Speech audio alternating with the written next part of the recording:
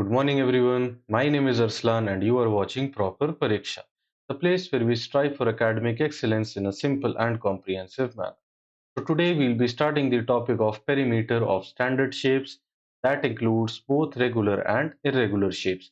So, we will define what is standard and non standard, and we will understand what is the difference between a regular and an irregular shape. After that, we will come to the part of derivation of various formulas for perimeter of regular closed figures. So without any further delay, let's start. Okay, so first of all, we have to understand what is a standard shape, and then we will come to the non-standard shape. So standard shape is nothing but, I will just write it down.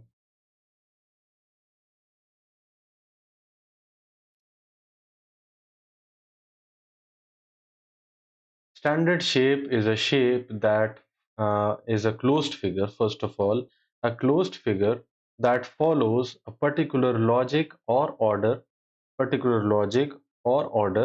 in its length of sides or measure of angles. So that is the definition of a standard shape, the simplest definition of the standard shape. I will write it down. Closed figure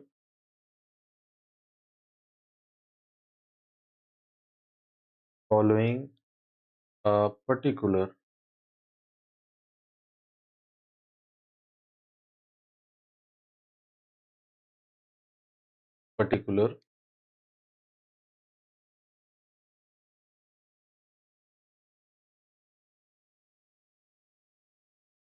order regarding the length of sides and measure of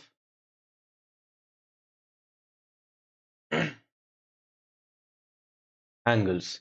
And for the non-standard figure, you just have to write a closed figure following, not following. You just have to use the word not and you will get the answer. So standard shapes can be said to be like we have triangle, we have square, we have rectangle, we have trapezium, we have parallelogram, we have hexagon, we have octagon, and so on. So these are all the examples of a standard figure, standard shapes. After that, what we can see that their definition of regular and irregular type of shapes. So within a standard shape, there are two types of distinctions, that is regular and irregular. So regular shapes are those shapes in which all the sides are equal to each other and all the angles are equal to each other. So irregular shapes are those shapes which do not have all the sides equal to each other. So simplest definition, all sides equal. And when all sides will be equal, all angles will be equal. Irregular shape, all sides not equal. That is the simplest definition. Now coming to the lines that are mentioned by NCERT for regular shapes, what are they? What are regular shapes? Figures having all sides of equal length and all angles of equal measures. Such figures are known as regular closed figures. And for irregular closed figures, what can you write the definition? Figures having all the sides figures having all the sides not of equal length and all the angles not of equal measures are known as irregular closed figure. That is the simplest definition which you can write. Now coming to the next topic or next line, that is perimeter of square. No, that is not the perimeter of square, it is the perimeter of rectangle. Why is it so? Because I have made the notes and I know what is right and what is wrong. I may sometimes forget that what is the next topic or when the exercise is getting completed. But in case there is a error, then or a typo error, I will definitely find out that this is not correct. So perimeter of rectangle is the correct topic as per my notes. So rectangle, what is a rectangle?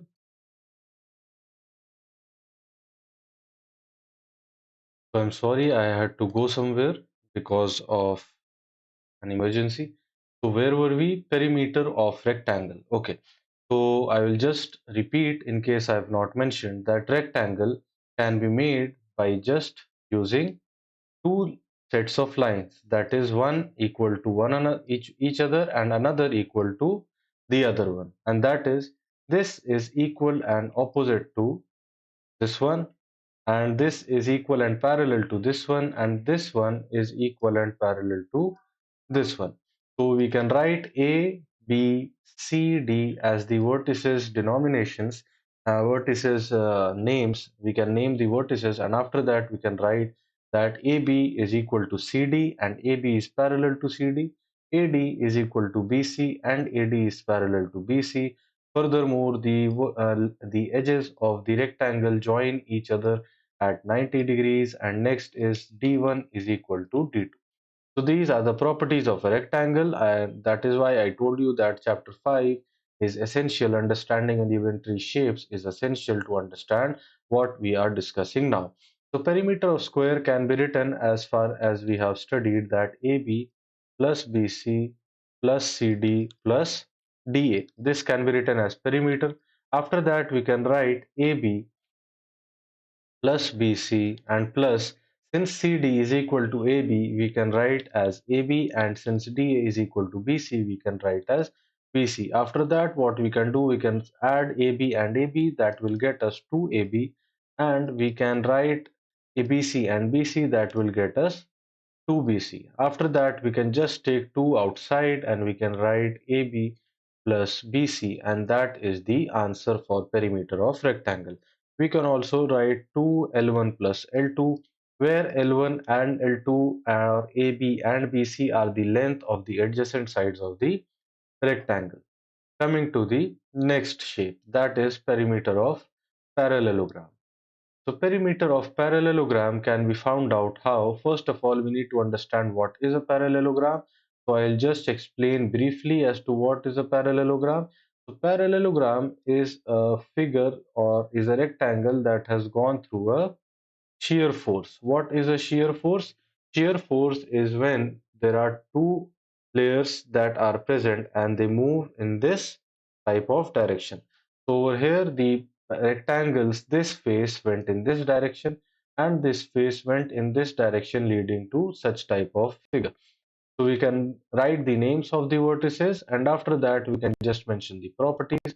So AB is equal to CD, AB is parallel to CD, and after that AD is equal to BC and AD is parallel to BC. After that we can mention that the opposite angles are equal to each other. They do not, all the adjacent edges do not meet at 90 degrees.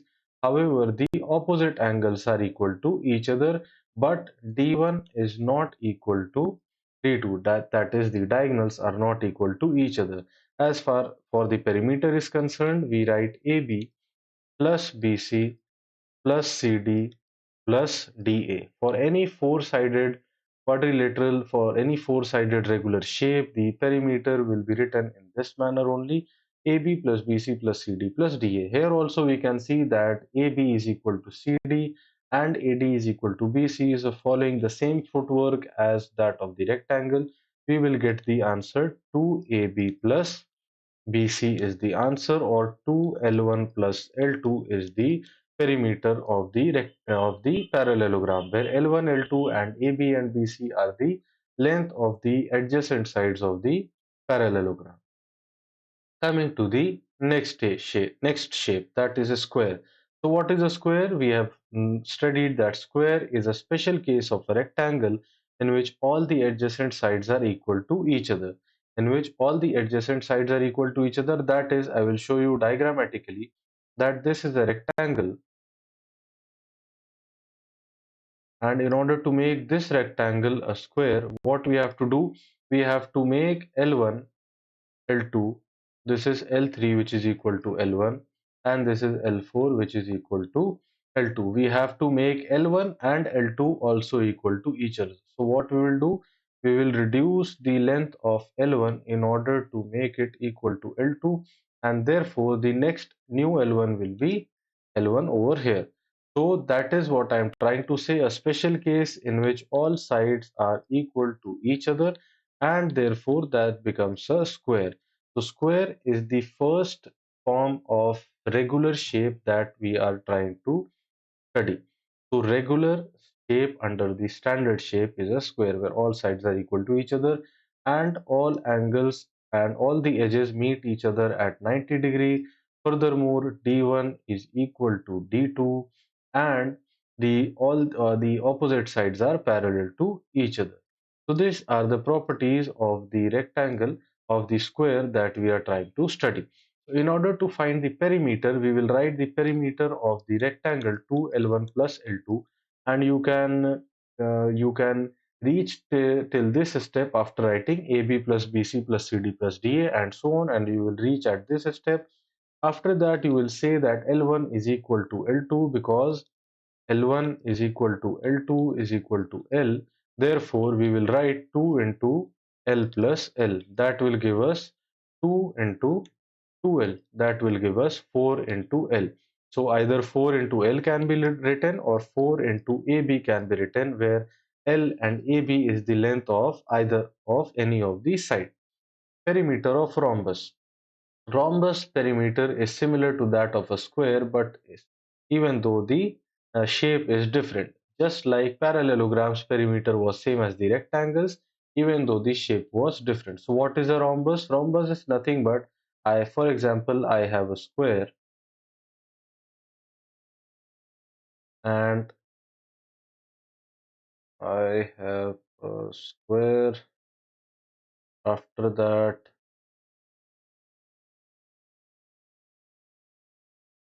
okay, let us assume that this is a square. So in order to make it a rhombus, either I will compress from this side or I will stretch out from this side, and therefore the resulting shape will be somewhat like this, and it will be stretched out this side, and therefore the new shape will be in the form of, I will just make it for you, that it will be something like this. Okay, where L1 L2 are unchanged, that is L1 is equal to L2 is equal to L, and since this is L3, it is also equal to L, and this L1 and this L4 is also equal to L2, and L1 is equal to L2 is equal to L because the square has been compressed and stretched on the adjacent sides. Okay, so what is the property of a rhombus? First of all, you know that all the sides are equal, that is for sure. After that, what you know, that the opposite sides are parallel to each other, that is also okay. After that, what you see, that the diagonals are not equal to each other, that is the D1 is not equal to D2, but the diagonals meet each other at a 90-degree intersection. So the intersection is always at 90 degree for diagonals, not for the edges. So this is the property of rhombus. After that, for perimeter, what we have to do, we just have to do AB plus BC plus CD plus DA. That will give us the formula of, that will give us the final formula of 4L, and this is for you to do. Everything has been explained in the previous shapes, that is rectangle and square. Coming to the next shape, that is perimeter of triangle. So what is perimeter of triangle, if you would like to guess? Perimeter, what is perimeter of triangles, if you would like to guess? Perimeter of triangles is nothing but the sum of the length of all the three sides of the triangle. So what is a triangle? Triangle is nothing but a shape consisting of straight lines, and that is two total of three quantity, and this can be many types. This can be acute, this can be obtuse, this can be scalene, this can be equilateral, this can be isosceles, and so on. So these are various categories which have been discussed in chapter 5 of our video, and do check it out if you do not know about the categories of the triangle. And for the regular shape of the triangle or for the irregular shape of the triangle, it can, the perimeter is always mentioned as that this is, first of all we will name the vertices, and after that we will do what, we will make a dotted line and mention this as having the length of h, and this BC will be known as the base or having the length of B. Okay, so after that, what we do, we just say that perimeter of a triangle is equal to half into base into height. Half into base into height. So base is the any of the side can be taken as the base. If the side AB is taken as the base, then this will be taken as the height.